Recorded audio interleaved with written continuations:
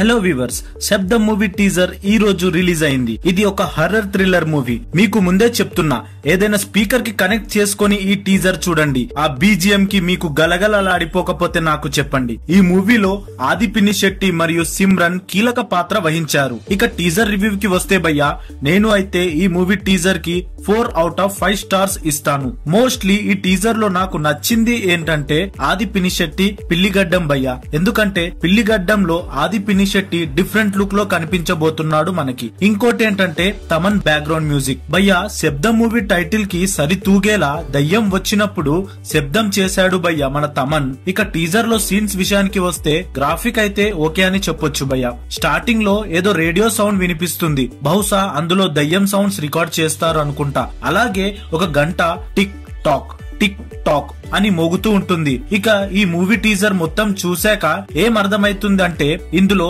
ఆది పినిశెట్టి ఒక ghost Hunter, అంటే దెయ్యం ఎక్కడ ఉంది, ఎవరికి పట్టింది అని సైంటిఫిక్ మెషిన్స్ తో వాటిని కనిపెట్టాలని ప్రయత్నిస్తుంటాడు. ఇక ఈ మూవీ ట్రైలర్ కోసం మనం వేచి చూడాలి. మరిన్ని ఇటువంటి మూవీ న్యూస్ అప్డేట్ కోసం మన ఛానల్ ని సబ్స్క్రైబ్ చేసుకోండి.